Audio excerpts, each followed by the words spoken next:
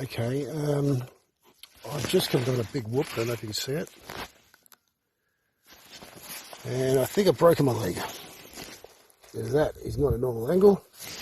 And every time I go to move it, it goes crackety crack. I'm a little crappy, so I've hit the SOS. And we'll see where we go from there. Ow.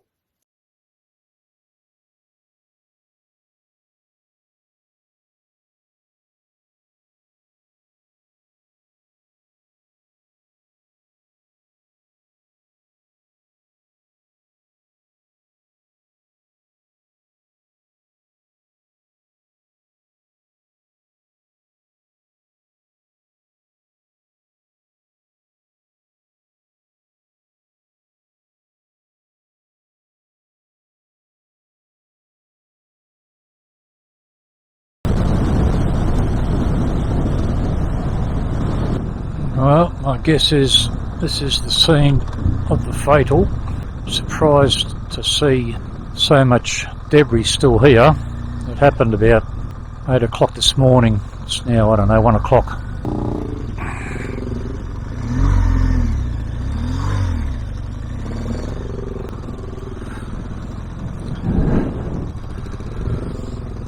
Oh, shit. Oh, Jesus, 2 cars. I never expected that.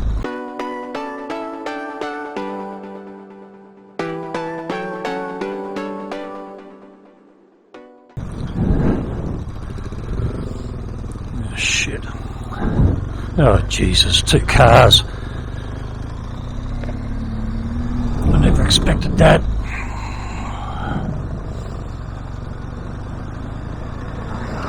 Jesus.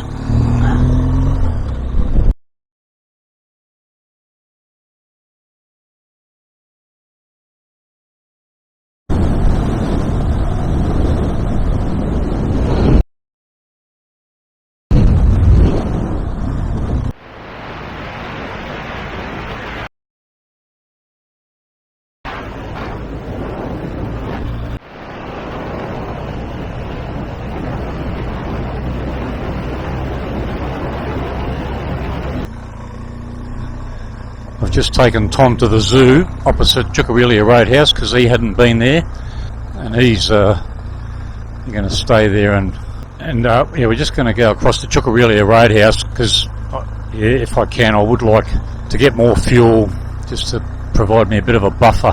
On the way in, we went past a Royal Flying Doctor Service emergency airstrip. These things are dotted around Australia, and for obvious reason. I mean, it was an 80-kilometre road drive from the accident scene to that airstrip, and if a plane hasn't already done a couple of runs, I'm sure they will. I was surprised the aircraft weren't there when we went past. So yeah, the whole purpose of those, of course, is to provide an airstrip suitable for landing in case of emergency such as this. Yeah, and they just used the existing highway or sealed section of the road to act as an emergency landing strip. And if you want to donate to a good cause, folks, then the Royal Flying Doctor Service is one to consider. I know a lot of adventure riders support it because you never know when you might need their services. Anyway, we'll go over to Kookynie, see if I can get some fuel. If not, then I did pack a few litres in a bladder, and that might be enough, but I just want the comfort of knowing that, yeah, I'm going to get to Laverton without any issues. Alright, I've been able to get $20 worth of fuel. I don't know, 6 litres, that'll get me out of the truck.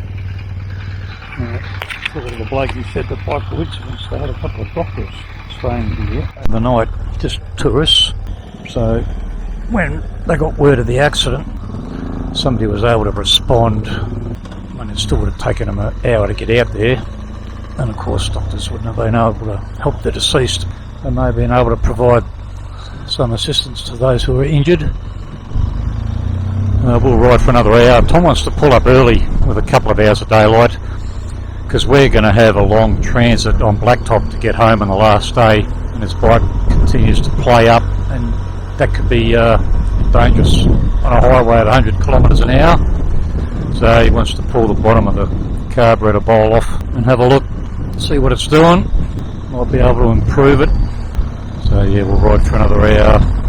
Pull up.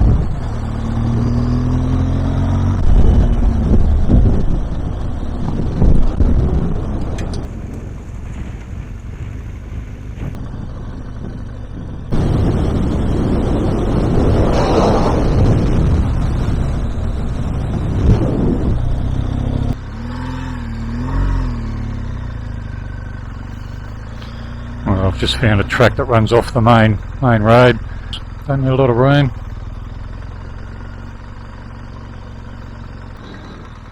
I found a big clearing over to our right, which I think might show some potential.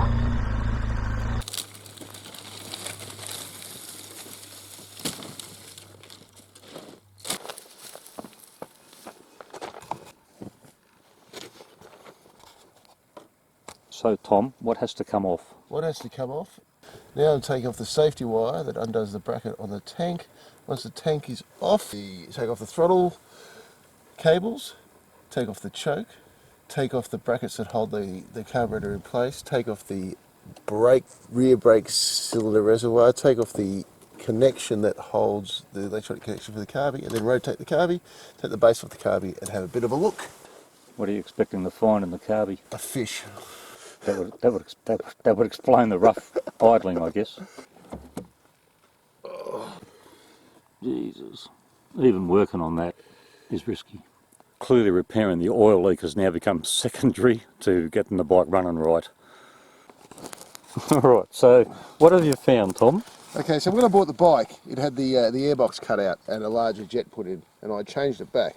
And what I did is I taped this over here to make the aperture smaller again. And what's occurring is as I'm riding along, this tape has come loose and it's actually occluding or blocking the airbox, so it's suffering from a lack of air. So what a demo.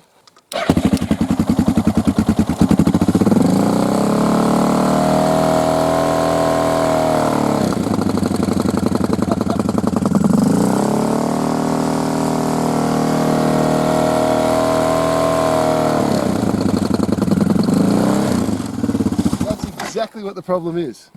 Remember, improvise, adapt, overcome. Discarded Valvoline can. We've made up a whole new cover. It looks pretty good, doesn't it? It looks like the old one, except it's clean. It looks pretty good. And we've glued it down with a bit of gasket maker. Oh dear. Gasket sealer.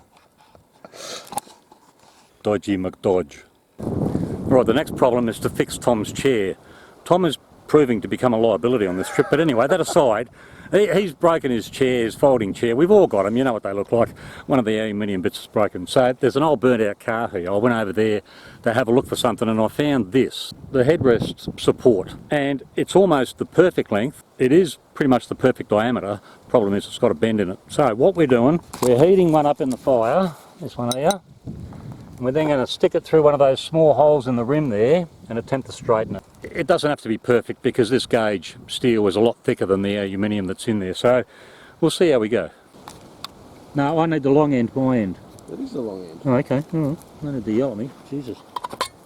You put it in the position it's got to be in and I'll just apply downward pressure, yeah? Yep. You good to go? Yep, go. Steady. That's burning. Steady. That has come out of a machine shop. From this to that perfectly straightened bit of bar. I think perfectly straightened is a bit of a... Exaggeration? Yes, yes. Allow me a little bit of poetic license. Okay. Before, after. Perfect. Boom. Look, unusable chair. Boom. Well, it seems to be supporting your weight, you fat pumbar. That's Mr. There's no difference to the way the family law treats that, no. So, you know, of course, if it's a factor, you don't have... Alright, morning of day 26 as we inch westward towards home. Another day of adventure or misadventure, depending on what happens, I guess. I guess we'll know pretty quickly whether Tom's bike is fixed or not. It's a bit softer here. Yeah, we'll know soon enough. Yes, because of the stuff, we've had a bit of a late start, but that's alright. Still got heaps of daylight. There's the donor car that provided the headrest supports, or whatever they are. I think we're about 150 k's from Laverton.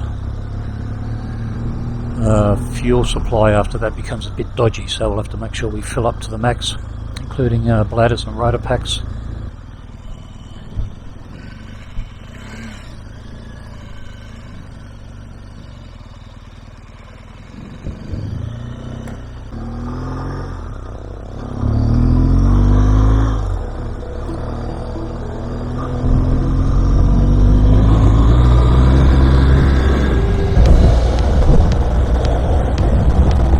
sandy along this stretch. Doing a bit of a sand dance from time to time.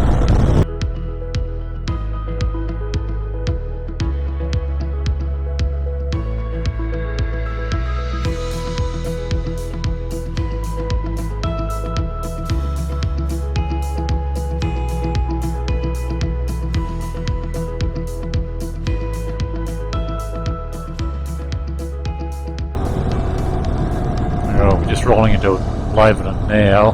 Clearly the bike's not right.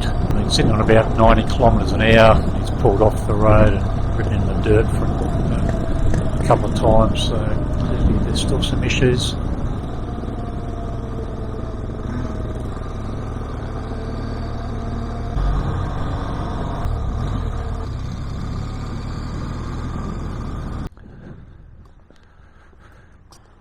Still got problems? Same problem? Right. Laverton. More dirt between here and our destination for today. Mostly unsealed. Interesting tracks. Tom's bike is still no better, so I'm not quite sure what his plan of attack is. In relation to yesterday's accident, I've done a Google search and there was one woman killed, a woman in her 30s, 4 people seriously injured. They had 3 Royal Flying Doctor Service jets involved, 2 ferried passengers to hospital and 1 was on standby at Warburton. Not a good result.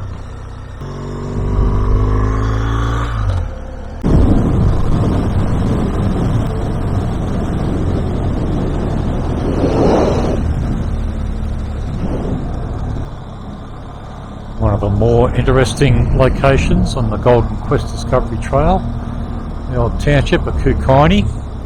Not much left here anymore. The hotel is still operating. Most times they have fuel available if they're open. So we'll call in there and just get a few litres just to try and help support local business.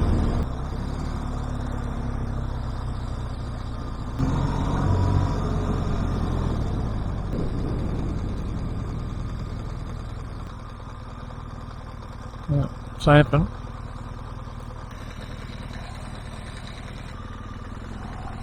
And the Grand Hotel, Kookynie, yeah, pretty run down. It's been in the market for years.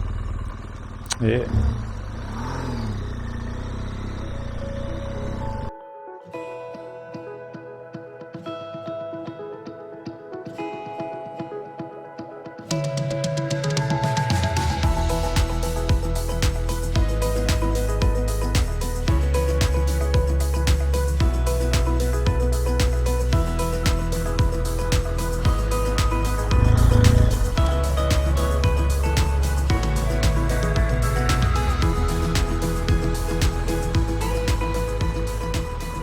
Just looking for a bush camp. This one could be our last. We're within a day's ride of Perth now, so we'll see what happens. Been a lot of mining activity around here previously, and it's been quite a bit of activity in the last couple of years. They've made some improvements to the roads and tracks, and in fact diverted some too, which can be a little confusing.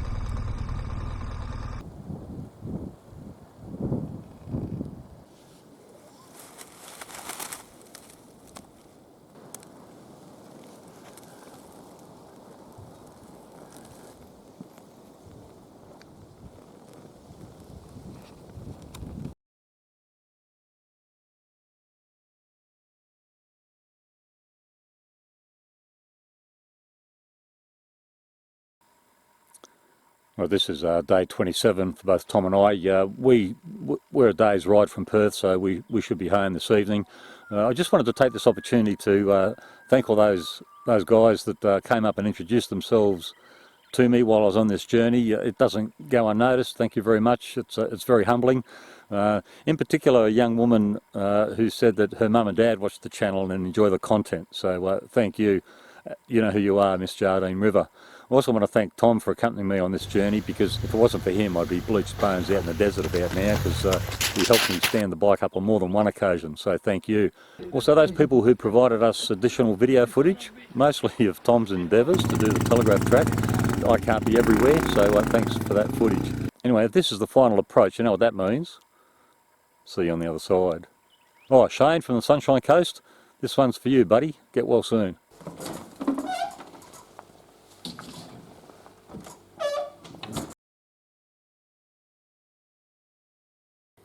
Hey Steve, Yeah, bud. we've run out of sugar. Can you go to the shops? Sure, darling. Grab your gear. Let's go.